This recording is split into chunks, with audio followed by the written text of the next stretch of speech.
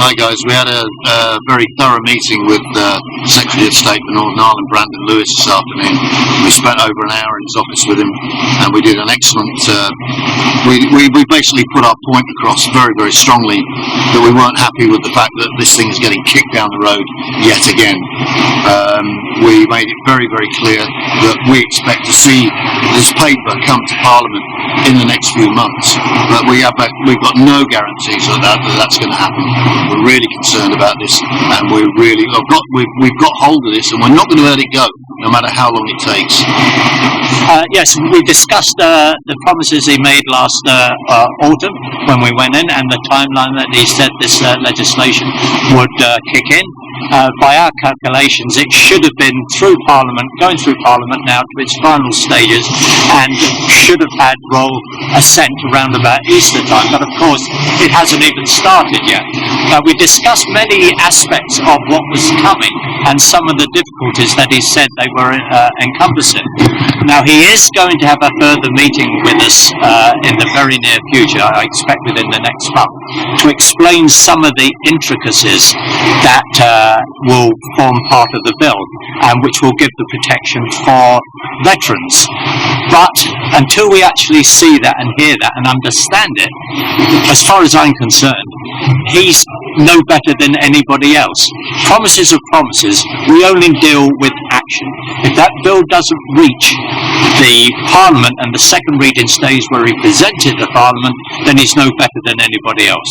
We actually made it clear that there's a general election in 2 years' time, and we want to be able to go to the 3 million former servicemen in the United Kingdom and say that Boris Johnson kept his promises. And that's what we want to say, but we could also be in a position of telling everybody that Boris Johnson didn't keep his promises to stop the vexatious prosecution of British soldiers from Northern Ireland. Paul, can I ask what the excuses why it didn't go through? Well, it's basically legalities, and it's they're changing they say they're changing the command paper a little bit to take into effect that if somebody's, just for instance, if somebody's made a statement in the past that's been investigated, then that's engaging with this new tribunal which will look at legacy cases, and it will take the criminal and civil element away from it, exactly what the command paper does. However, we haven't really seen much of that, and those are the things that they say they're sticking and trying to settle down. But we'll find out a bit more about that in our next meeting, hopefully. To be fair, shouldn't you have known about that from the beginning? Exactly the point I made to him. I did quite forcibly made, you guys must have known the hurdles that you would have to jump through before you presented that paper, and if you didn't, then you're negligent. That's exactly the words that Robert, we do you used. feel encouraged about the meeting today, or disillusioned still? I'm not disillusioned, but I'm not encouraged either. I'm disappointed. I'm disappointed that the paper didn't get read in Parliament, which was implied at the end of last year, and then in January, and now it's getting kicked down the road again. And so we're not happy with the situation. It's an ongoing process. I said to the Secretary of State, I said, I'm like a dog with a bone. I'm not going to let go of it no matter what happens. Now, we actually believe that what he says he means, and he's trying to do it. But in the meantime, our members, the veterans, are getting dragged through the courts. They're aging people, they're dying while this process is going on, and it's still continuing, and we can't see an end to it. We hoped last year that we'd see an end to it by now. We haven't. So disappointed would be my best description of what's going on. As you both aware, we've got Dave Holden coming up to his court case in Belfast shortly, so there's going to be no respite. Well, we talked about Dave Holden in actual fact, and also Soldier K, who died. Yeah, and Dennis died. You know, people are dying whilst they're barricaded and fiddling about with legislation. We did make the point that they can make legislation for Ukraine overnight. They can make legislation for, but they keep going. But it's a complex issue. We say it's not a complex issue. It's straightforward. Protect your bloody veterans, and we again made the point that the terrorists have already got immunity from prosecution. They're never going to be prosecuted.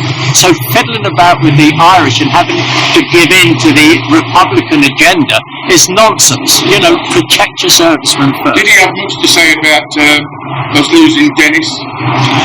He expressed his sadness over that in the past, so we didn't labour that point very much, although it was mentioned yet again as one example of what's going to happen to other veterans in the near future as well. Because I said to him, eventually this will come to a stop because we'll all be dead. And that's it. One thing I did mention to him is, just towards the end, it says, you know, the things that will help us, the veterans, is you put a stop to everything legacy that's going on at the moment. Put an absolute hold on it until your legislation is ready. So the justice system in Northern Ireland can't keep you. But he said they can't do that. There's all sorts of legal reasons beyond him, which I guess it's human rights. They'll get challenged. I say, put a stop with it. Let the challenges go on. Let them take it to that. That takes ages to get through the Supreme Court. In the meantime, everything's stopping, but they're not going to do that. Paul, Robbins mentioned about hitting the people that don't carry out their promises at election time. Have you made it clear to the Minister that as veterans who are up in our game now, when it comes to protesting and demonstrating? Yeah, we made that absolutely clear. I said we want to be able to get to the next election saying that Boris Johnson kept his promises, but equally so, the 3 million former servicemen will hear from us exactly the opposite if they don't. If he doesn't keep his promises, we'll be moving the veterans movement behind the idea that they didn't keep their promises, they didn't stop the prosecution of Northern Ireland veterans, and we want to be saying the former, not the latter. But we made it absolutely clear that as far as we're concerned, we'll move the whole movement behind against this government unless they do what they said they were going to do. We've told them that demonstrations will be increasing and they won't be marching up and down. We've told them that in the past. We told them last year.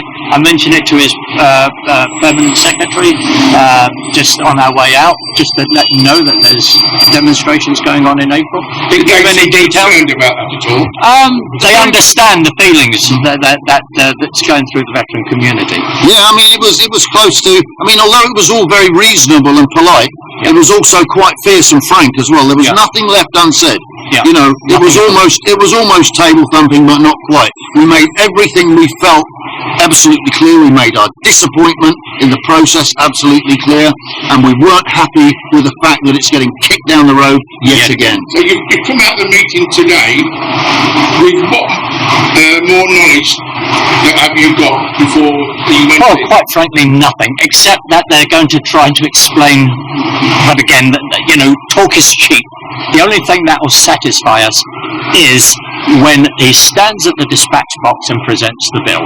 Do you think this meeting was more about satisfying us and calming us down? No, I don't think so. No, I think there was a genuine desire to keep us involved and engaged. Yeah. And we appreciate the fact that they asked us to come. We sat down for over an hour when we only had 30 minutes booked, and we did have plenty of time to elaborate and expand on our feelings and our problems.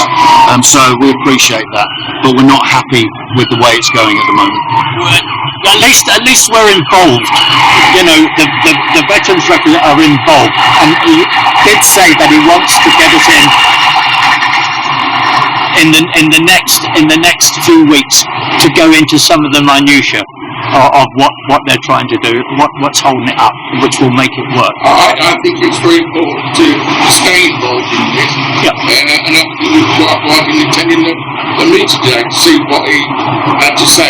Part of the Northern Ireland Veterans Movement, we've got to stay involved in this, irrespective of what incoming words that we get from elsewhere. We've got to stay involved and lead the way on this. I would like to say one thing, right, to the guys out there that are going to watch this. Guys, don't sit back in your armchairs and let me and Robin talk to them. We need you guys to get out onto the streets when we call demonstrations, parade, to do things. Don't say, well, they're not going to do everything. Get your asses off your seats and come out. To all those that always attend, I say, Well done, you guys. You're doing a damn good job. But for all the others, let's get you out. We need numbers on the streets. Yeah. I just want to reiterate what Paul and Robin have both said. Our days of marching just up and down aimlessly are over. Our protests and demonstrations will be targeted now, and they will be legal, peaceful and disruptive. Always. Always.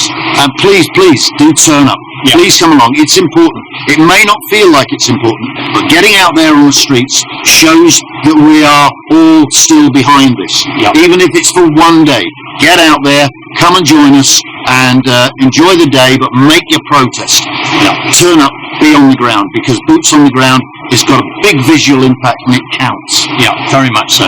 But as I say to everybody, on the 11th of April, we're meeting in Trafalgar Square, as Paul and Robin are addressed now, suited and booted, medals and berries, to start our next process now of demonstrations with meaning and not just marching up and down. So these guys turned up and suited and booted for a peaceful demonstration of where we go next. Yeah. This will not be a marching up and down. Tell you that now. Yeah, let's remind them after COVID that we're still here and we're not going away. It's important that the Secretary of State know that we can put some power, which is you guys, behind us. When we say we're coming out on the streets, that we're out on the streets. Without you guys, we'll get nowhere with this.